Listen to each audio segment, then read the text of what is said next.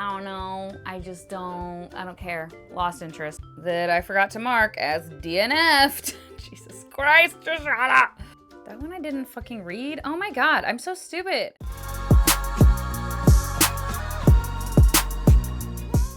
Well, hello. Welcome back to my channel. Joshana here to talk about some friggin' books. I want to look at my anticipated releases list and see where I'm at. See what the progress is or is not. I think I've been doing pretty good with it though. I have a total of 43 that I officially put on my list. Obviously there's other things that, I don't know, that I might have forgotten about, things that are gonna pop up as the year goes on that I'm like, oh shit, that one too. But the start of the year, the ones I knew about, 43 of them, and I have actually picked up 20 of them. So almost half, 46.5%. have been picked up. Not all of them have been read. 15 have been actually read. So 34.8% have been read. And then I did DNF 3 of them, 6.9% of them, so about 7%. And there are 2 that I have just lost interest in, and maybe someday I'll read them, but I don't really care that much at this point. And that's 4.65%. So the ones that I have read, currently the running average rating, we're looking at a 3.58. So we're in the like upper mid-range for my overall enjoyment of the ones I have been picking up. Oh, except I didn't rate this one. The fuck? Jesus Christ, Shoshana. That changes it to 3.65. Let's see if there's any other ones. So the 2 that I've lost interest in, the first one is Lightfall by Ed Crocker. The premise sounded cool, like vampires, fantasy, blah, blah, whatever. But then Roger picked it up and he told me some of his thoughts. He didn't have a great time with it. And he just was like, I think you will really not like this. But I was like, oh, let me still try. I got it from the library. I picked it up. I read the first like chapter and a half, I want to say, if I remember correctly. And yeah, I just was like, yeah, no, I think Roger's right. So I gave up and don't care. The other one that I marked as losing interest was Cursebound by Sada El Arifi. I read Feybound when that came out and I liked it, didn't love it, had some issues with it, but I enjoyed it more than a lot of people did. But there were just elements of it that I was like, I don't know about that. And then I was like, I'll give Cursebound a try. But then it came, I got it from, well, I already unhauled it or sold it. But I had gotten it from Goldsboro. Beautiful cover, beautiful edition, beautiful sprayed edges. Like, I wish I cared, but I just realized that I was like, I could try it out, pick it up. I might think it's fine, but I don't know. I don't care. Lost interest. And then the DNFs. The Wind on Her Tongue by Anita Kopaz. Yeah, that one I didn't get super far into. And that just was not for me, really.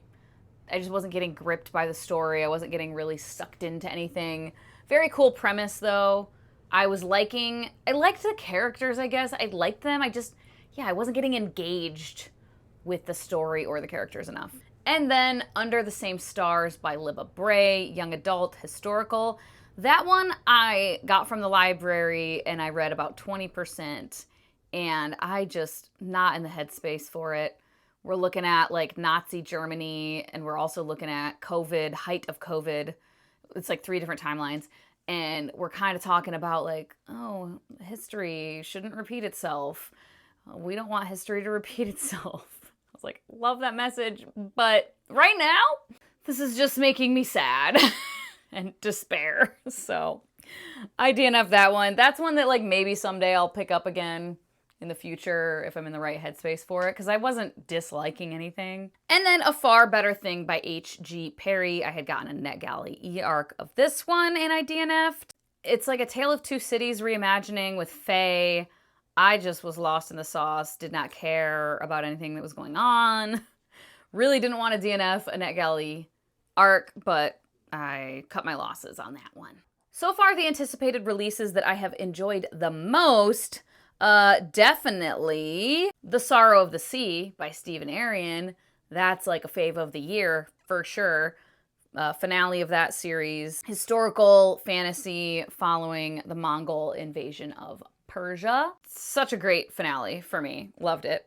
Sunrise on the Reaping, another fave of the year, probably. You know, Hunger Games, Suzanne Collins, Hey Mitch's Story. Y'all know. You've heard of it. And then Breath of the Dragon by Shannon Lee and Fonda Lee, which was quite surprising. It's fantasy, historical, Japanese-inspired world. Shannon Lee is Bruce Lee's daughter and co-wrote this with Fonda Lee. And it was a young adult and martial arts and all this stuff. I had a great time with it. I thought it was really fun. It's just going to be a duology. I will definitely pick up the sequel. And then Bury Our Bones in the Midnight Soil by V.E. Schwab. Quite surprising as well, because I just have been very hit or miss with V.E. Schwab. I really liked The Shades of Magic, the first 2 books. Didn't really like the third one so much. And then, what else did I read? I read the music one, Our Dark Duet and shit, and I thought it was fine. And then a lot of her other ones have just not struck my fancy. The synopses are like, I'm good.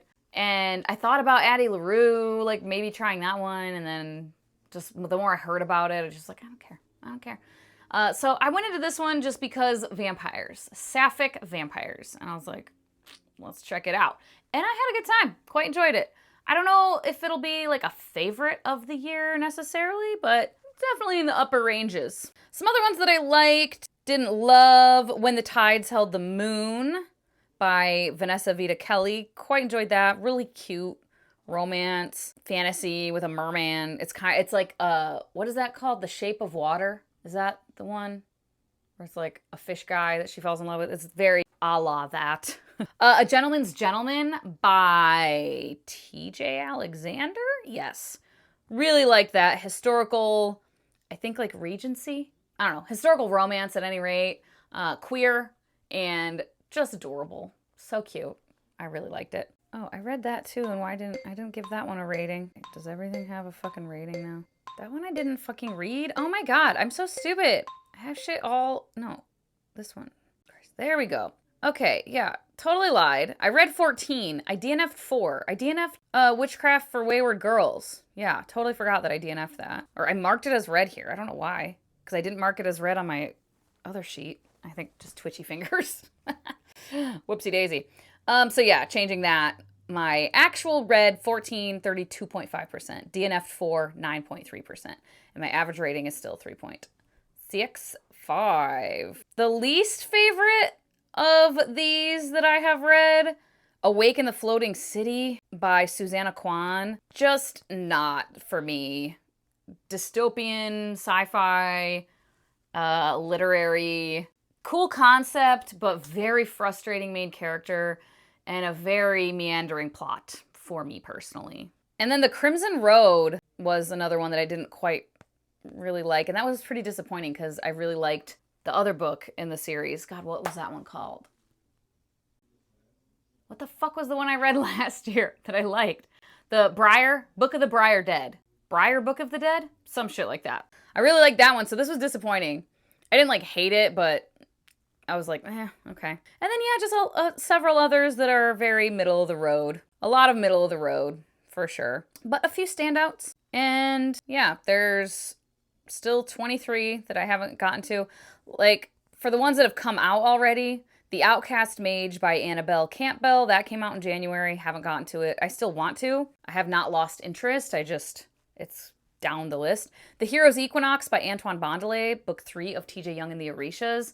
That one I definitely want to get to still. That came out in March, and I have the ebook, and I actually have it on my pick up soon list, so hopefully soon. The Raven Scholar by Antonia Hodgson. This came out in April. This one I'm like borderline lost interest in. I do still want to check it out, but the more I hear about it, the more I'm like, is this gonna be...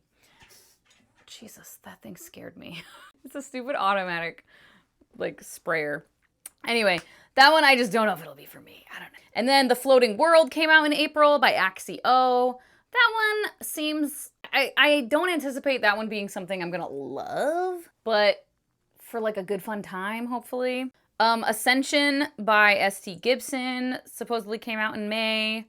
That is book 2 of the Summoner Circle. Have not gotten to that yet, but I want to. Oh yeah, Damned by Genevieve Cogman. I stupidly didn't realize that this series is like, this is like the 4th book in the series. I read Scarlet last year and I liked it. I liked it. I didn't love it, but I was like, oh, I'll continue. Yeah, Damned is like book 4. I thought it was the 2nd book.